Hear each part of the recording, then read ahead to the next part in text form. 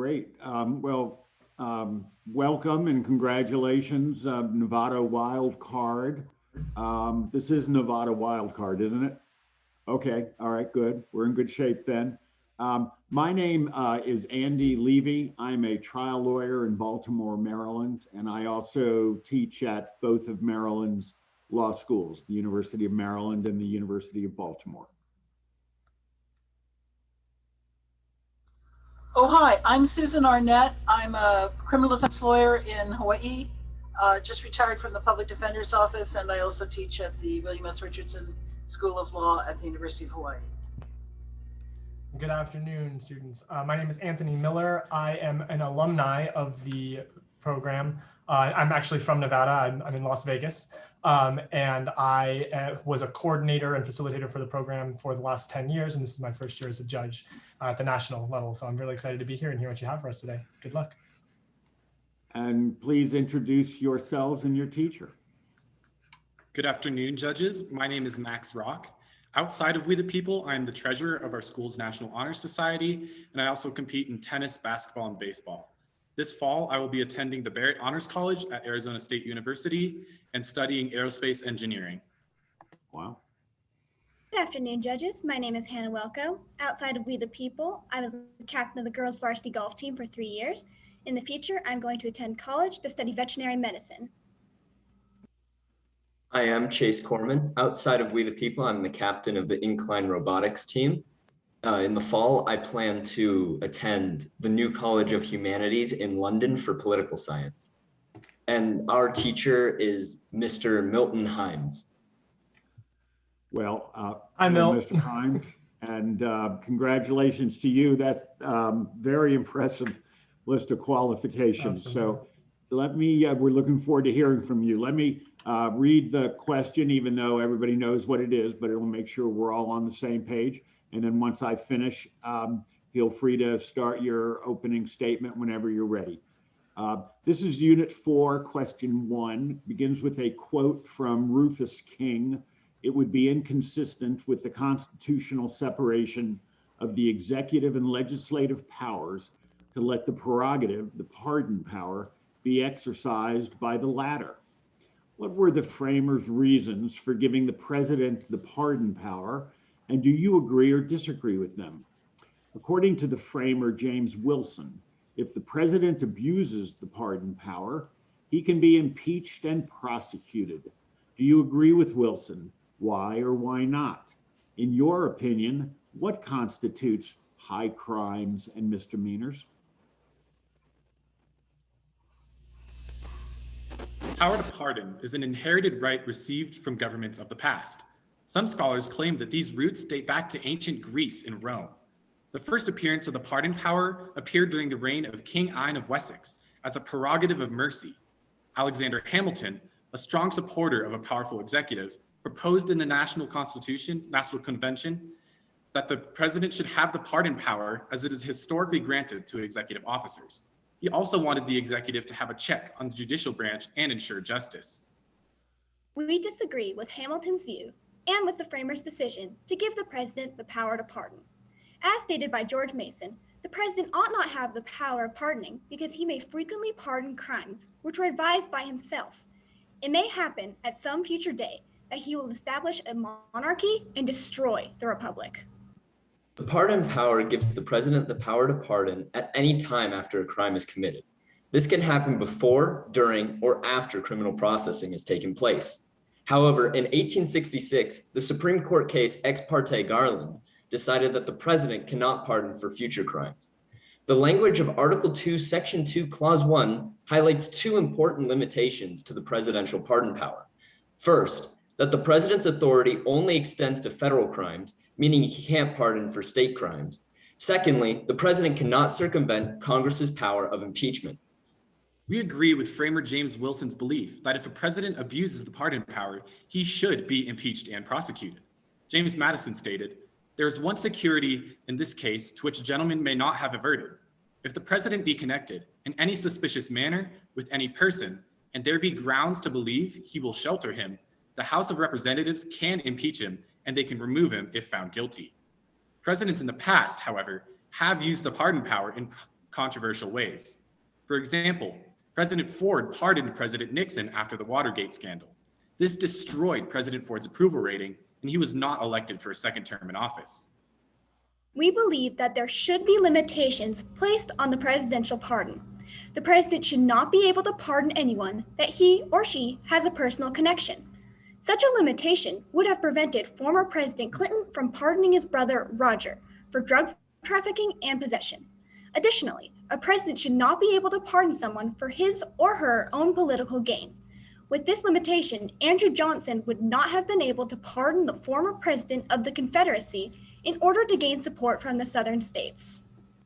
The Constitution only refers to high crimes and misdemeanors in Article 2, Section 4. It does not delineate the range of misconduct that qualifies as high crimes and misdemeanors, because the scope of possible offenses by government officers is impossible to determine in advance. The history of impeachment in the United States shows that the high crimes and misdemeanors usually have to do with the abuse of power, corruption, and conduct determined incompatible with an individual's office.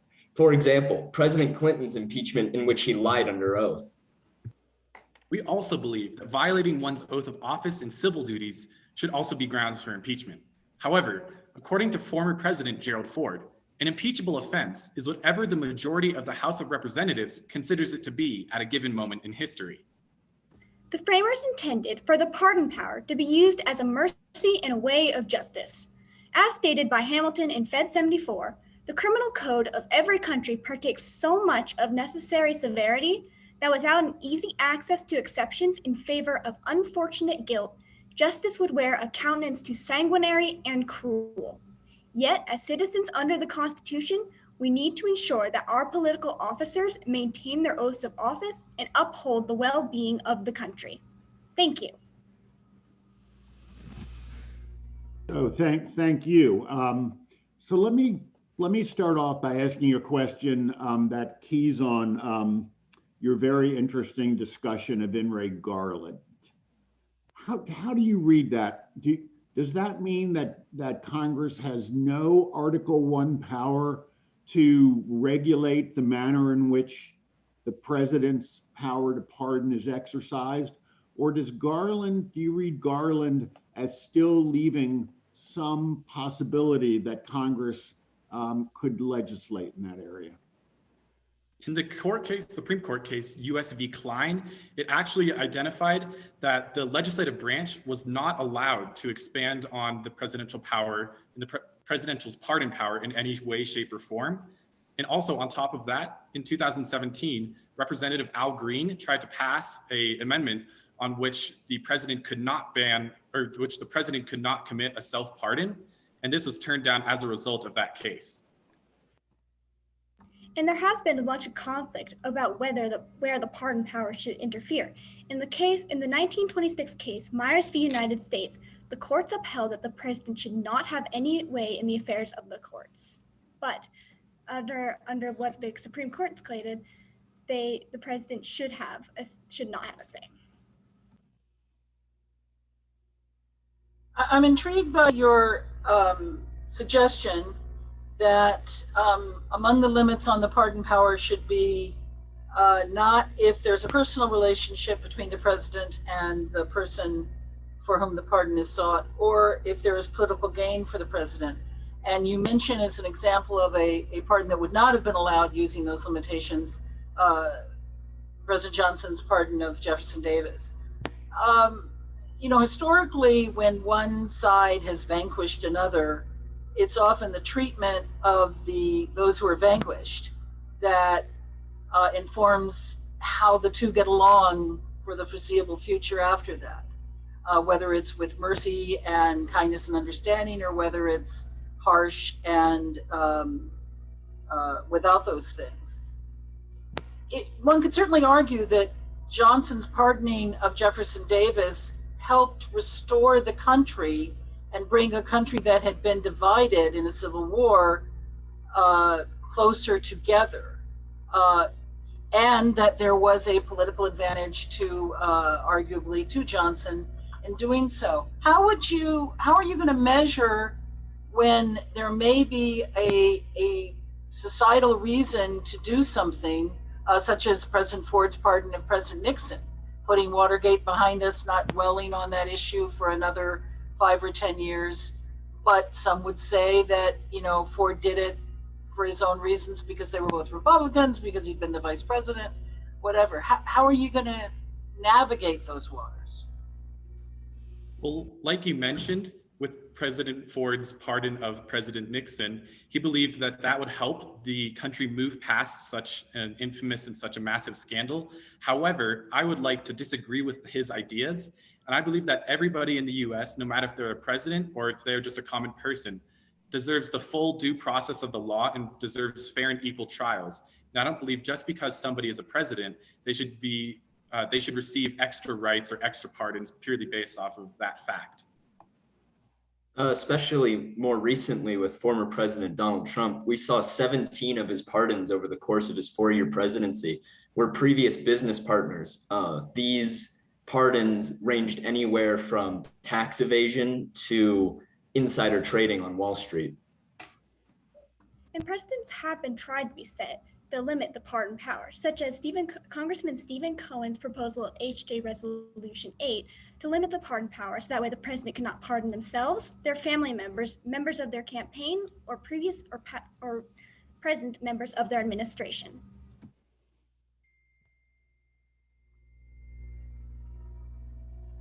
Sorry, I want to clarify on Susan's question there. So, Max, you said that you feel like this was wrong, and I'm not saying I disagree, but where should the power be vested to make that determination?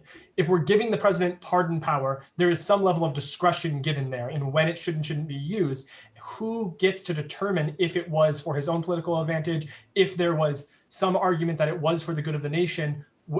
Do we give that to the legislature? Do we give that to the judiciary? Do we create another third party independent source to help make these determinations? It can't just be your opinion or my opinion, right? Who makes that decision? And I in your would proposal. just to add to that, the president is a political animal. It's a political office. So in a way, everything the president does could be characterized as political. As stated by James Madison, the power of the pardon is to be a check on the judicial branch. Now, that means that the power to determine whether a pardon is legitimate or not should not be given to the judicial. Therefore, if a pardon was deemed a personal connection, or being used for personal gain or political gain, it should be given to the legislature to vote and decide whether that pardon should be legitimized or not. And to add on to what my colleague Chase was saying, I think that although famous English jurist William Blackstone stated that the power to convict and the power to pardon need to be in separate hands, I believe that we could adopt a system similar to Greece, in which they have an office within the judicial department, or their equivalent of it, that creates a list of pardons and that creates a group of people who they believe deserve a pardon. And then that list is given to the president of Greece. And then before the Greece can act on top of that, they have to meet with a separate council, and they don't necessarily have to listen to them, but they have to meet with a council within the judiciary department to understand what the pardon is and to understand how it could be used. And this entire idea lies within Madisonian mechanisms of checks and balances and separations of power.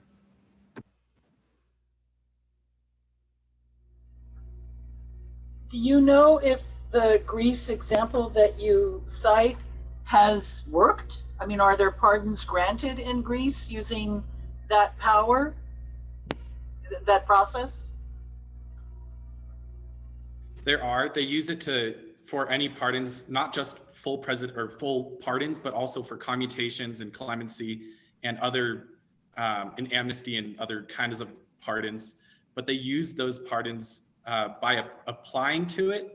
And while there is certainly less people in Greece, so there are less pardons than there are here, but they are used effectively, and I believe that they are used through a method and through that separate council to effectively and more fairly allocate these pardons to different people.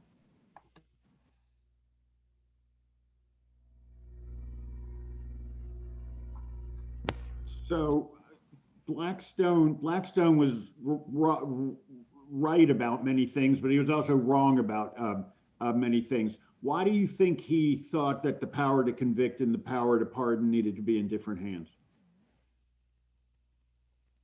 It goes back to habeas corpus and the idea that you have the right for a fair trial and the right to be seen by a jury. Many times after pre-habeas has been done and after a trial is concluded, it's very difficult for post-habeas to be enacted. I think or only 3.7% of all post-habeas cases are approved and actually go to court. Thusly, I think I'm required to. I wanted to give you a little chance to answer my question, but I think at this point we have to cut you off. So thank you very much. Thank you. That was a great response. Thank you. Okay, wonderful job. Well, I will start off by saying, sort of, wow, we started our afternoon session on pretty high note here, and this is your first hearing, I guess, of the day. So if this is a harbinger of things to come, you guys are gonna do real well. I thought that I thought your answers were both informed and thoughtful. And the second, being thoughtful is like really the hardest thing to achieve, really at any age, but particularly at your age. But you guys really impressed me. It sounds like you've really thought about this stuff. We pressed you for follow-up on several of the stuff, the Greek example, I asked the follow-up about Garland, In re Garland, and I thought your response with the other case law was like right on point. Trying to sort of think whatever. I don't think we've heard about Blackstone in our earlier session. Anyway, I was very impressed. You guys, I'm convinced after just this brief period of hearing you that you really do know your stuff, and you've thought about it and you've worked hard on it. And I thought that you worked well together. That's particularly hard to do, obviously on Zoom. But all in all, I thought that was a really impressive presentation. Yeah, I think you guys did a very, very good job. It was obvious you have a lot of knowledge and you're able to apply that knowledge to really back up your arguments. And you had some excellent and pointed arguments. It's important that you don't just have a bunch of facts and knowledge, but that you use it to support your own opinions, and you're comfortable and confident in sharing those opinions. And I think you guys did an excellent job there. I always like to give both some positive and some constructive feedback. And I think that where I would have liked to see a little bit more strength was in dealing with the nuance here. You guys had a lot of opinions personally about certain examples being a good or a bad usage of presidential power or pardon power. And that we pressed you a little bit on like, well, who gets to make that decision? Obviously, it's not you guys, it's not any individual citizens. And you guys did come up with some good ideas for how we could do that. But I would have also loved to see a better concept of the guidelines for how any body that was vested with the power to make these determinations should go about it. Even if we give some executive branch or agency or some judicial agency the power to kind of have oversight over pardons, they should also have some guidelines in place. And I would have liked to talk a little bit more about the nuances of, well, if we create those guidelines, how do we ensure that they're being followed? But how do we ensure that this doesn't become political? Because a big part of the problem we're having today with pardon powers is that it's being used for political gain. And so even if the legislature was to do this, we've seen that the legislatures become completely partisan in a lot of ways. How do we combat that and make the pardon power go back to the real intention? And I think that all of the examples you gave of how we could do this could either just continue to be a partisan divide and further political power, or it could be used in a really healthy way. And I would like to see more discussion of that.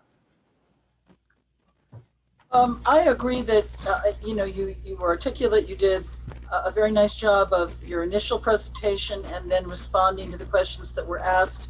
And along the lines of the other faculty, I thought your description, that's the first time anyone has suggested Greece as an example to follow. And you described it very well. If it's at all possible to get any statistics on how many pardons they issue a year or in whatever time period you could get, it would be effective to know that, because that's the natural follow-up question. Does that work?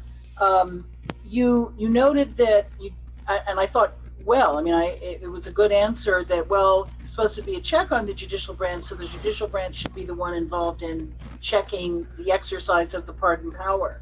But if you're then going to leave it to the legislative branch, as Anthony just pointed out, you've got to talk about, well, where do we go if the, current situation were to continue where, one side will never agree to or approve what the other side is doing. And, you might kick around some suggested solutions for that. But I like the way you've clearly given a lot of thought to this, that you all participated not only in the initial presentation, but in answering the questions. Very nice job. Thank you and good luck. Yes, good luck. Susan reminded me of something else I really want to commend you guys on. You're the first group today that, without being prompted by us, came out and specifically stated that the pardon is a check on the judicial branch. So giving the judicial branch the power to check the pardon power would counter the check in the first place. And that's a really, really important point. I really was glad to hear. Yeah, you guys bring up. I noticed that as well. And I thought, so you had talked earlier about it being a check on the judiciary, but you then were able to sort of follow up on that point and answer to a question and set it up, already having set it up, and then in effect making reference to that it's really good argument. Really, in terms of just from a rhetoric perspective, is really what we're all looking to do. So congratulations, great job. Great job. Congratulations, guys. You're free to move on to your next hearing. Thank you. Thank you all for your